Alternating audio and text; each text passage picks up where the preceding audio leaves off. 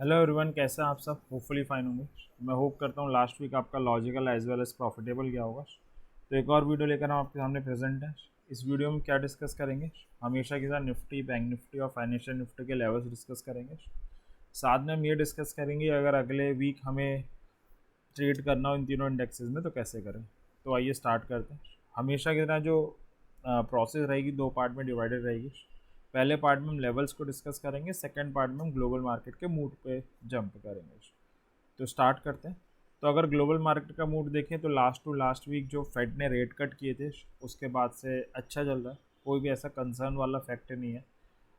Friday को Dow Jones 92 point positive बंद होके गई है। नेस्डैक में थोड़ी सी प्रॉफिट बुकिंग आई है, 20,000 का एक इंपॉर्टेंट लेवल पे थी क्योंकि वो तो 138 पॉइंट नेगेटिव बंद हुई है। फ्राइडे हमारी मार्केट के लिए भी कोई इतना स्ट्रॉन्ग था नहीं। बहुत बड़ी रैली आ चुकी है, थोड़ा बहुत कंसोलिडेशन या करेक्शन बनता भी है, उसमें कोई बड़ी बात नहीं है। निफ्टी 56 पॉइंट पॉजिटिव क्लोज हुई है और bank Nifty 329 points negative close हुई है। तो बैंक निफ्टी प्रेशर में थी। हुआ क्या, जो लास्ट हमारी एक्सपायरी थी सितंबर वाली, उसमें प्राइवेट बैंक्स ने चलाया था मार्केट को। कोटक ने, आईसीसीआई, एचडीएफसी, एक्सिस और पीएसयूज प्रेशर में थे। पीएसयू बैंक फ्राइडे को अपोजिट हुआ एक्सपायरी कटने के बाद। प्राइवेट बैंक जिन्होंने रैली लाई थी उनमें थोड़ी प्रॉफिट बुकिंग आई, तो उस कारण बैंक निफ्टी प्रेशर में थी और पीएसयू बैंक चले हैं। तो ओवरऑल ऐसा कोई कंसर्न नहीं है, ग्लोबल मार्केट बहुत ही स्टेबल है। ओवरऑल एक बार टेक्निकल फ्रंट से देखें तो निफ्टी ने 26,000 का भी ब्रेकआउट कर दिया। वीकली क्लोजिंग भी ऊपर देके गई है, तो कहीं से कुछ भी अभी वीकनेस नज़र नहीं आती। 26,000 ब्रेक होगा तो 13 EMA तक, ज़्यादा से ज़्यादा अगर कोई करेक्शन आया तो 13 EMA तक आ जाएगा, तो वो एक अच्छी बाइंग अपॉर्चुनिटी होगी। बैंक निफ्टी ने 54,000 का लेवल समहाउ गेन किया था। एक बस यही है कि उसे गिव अप करके गई है। Kind of bearish engulfing candle भी बना के गई है फ्राइडे। तो 13 EMA तक करेक्शन आ सकता है अगर कोई करेक्शन आता है तो मार्केट में। ओवरऑल ट्रेंड में कोई भी कमी नहीं है। अब लेवल्स की अगर हम बात करें तो निफ्टी के लेवल्स हैं। सबसे पहले सपोर्ट आ रहा है 724 से 750 का जोन, 26,000 और 26,000 का एक जोन है। रेसिस्टेंस है 26,250, 26,500 एंड 750 से 800 का जोन। अब ऑप्शन बायर या सेलर कुछ भी हो सकते हैं, दोनों का लेवल आपके स्क्रीन पे रहे। बेटर विजुलाइजेशन के लिए मैं एक बार क्या करता हूँ, चार्ट में बता देता हूँ। 15 मिनट का चार्ट हम लोग यूज़ कर रहे हैं इंट्राडे के लिए। आप 5 मिनट भी यूज़ कर सकते हैं, बट उसमें आपकी एक्यूरेसी जो है वो कम हो जाएगी। अब जो लेवल मैं एनालिसिस कर रहा हूँ मंडे के हिसाब से कर रहा हूँ कि मंडे अगर मार्केट गैप अप हुई, गैप डाउन हुई, फ्लैट हुई तो कैसे डील करना है। बाकी इन लेवल्स को आप पूरे हफ्ते यूज़ कर सकते हो।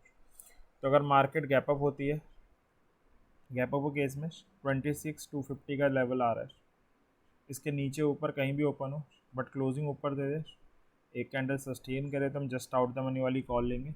टारगेट हमारा 26,400 एंड 500 हो जाएगा।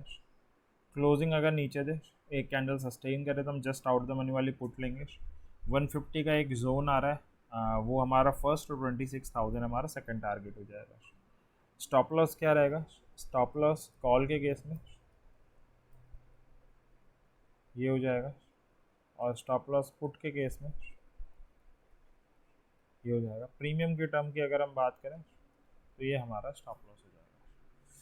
तो ये था गैप अप का केस। अब हम बात करें अगर गैप फ्लैट की कर लेते हैं पहले।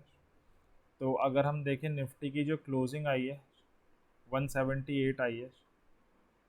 तो अगर फ्लैट ओपन होती है तो 150 का जोन नीचे आ रहा है, बहुत पास है।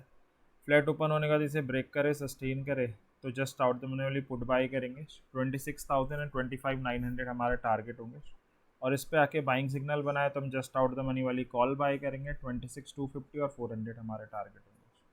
तो ये था फ्लैट का केस। थर्ड केस है गैप डाउन का। अगर गैप डाउन होता है तो 150 का जोन आ रहा है, अगेन बहुत छोटा जोन है। इसके ऊपर नीचे कहीं भी खुले बट क्लोजिंग नीचे दे दे, एक कैंडल सस्टेन करे तो जस्ट आउट द मनी वाली पुट लेंगे। 26,000 एंड 25,900 हमारे टारगेट होंगे। क्लोजिंग ऊपर दे, एक कैंडल सस्टेन करे तो हम जस्ट आउट द मनी वाली कॉल लेंगे। 26,250 या 26,400 हमारे टारगेट होंगे। तो ये था कि अगर market Nifty at least gap up, gap down या फ्लैट ओपन हो तो उसे कैसे डील करना है। अब हम चलते हैं अपनी सेकेंड इंडेक्स की तरफ जो है बैंक निफ्टी। सपोर्ट है 53,500, 53,194 से 250 का जोन और 53,000। रेसिस्टेंस है 54, 54.5 का एक जोन है और 55,000 है। ऑप्शन बायर और सेलर दोनों के लेवल आपकी स्क्रीन पे रहे। बेटर विजुलाइजेशन के लिए हम लोग एक बार चार्ट में देख लेते हैं। तो ये बैंक निफ्टी का चार्ट है। अगर bank Nifty gap up open होती है तो 54,000 का ही लेवल आ रहा है। इसके नीचे ऊपर कहीं भी ओपन हो बट क्लोजिंग ऊपर दे दे, एक कैंडल सस्टेन करे तो हम जस्ट आउट द मनी वाली कॉल लेंगे। 54, 250 और 400 हमारे टारगेट होंगे। क्लोजिंग नीचे दे, एक कैंडल सस्टेन करे तो हम जस्ट आउट द मनी वाली पुट लेंगे। टारगेट हमारा 53,750 और 53,600 हो जाएगा। अब स्टॉप लॉस की अगर हम बात करें तो स्टॉप लॉस कॉल के केस में ये होगा, स्टॉप लॉस पुट के केस में ये होगा और प्रीमियम के टर्म में हमारा स्टॉप लॉस ये हो जाएगा, कॉल में भी एंड पुट में भी। तो ये था गैप अप केस। अगला केस है फ्लैट का। फ्लैट का मतलब है मार्केट क्लोज हुई है 53,834 पे बैंक निफ्टी, तो जस्ट हमारा नीचे लेवल आ रहा है 53,750 का। इसको ब्रेक करे, सस्टेन करे तो just out the money put buy करेंगे। 500 एंड 400 हमारे टारगेट हो जाएंगे। इस पर आए बाइंग सिग्नल बनाए तो हम जस्ट आउट द मनी वाली कॉल बाय करेंगे। 54,000 and 54,100 will be our target. ये था फ्लैट का केस। अब लास्ट केस है हमारा गैप डाउन का।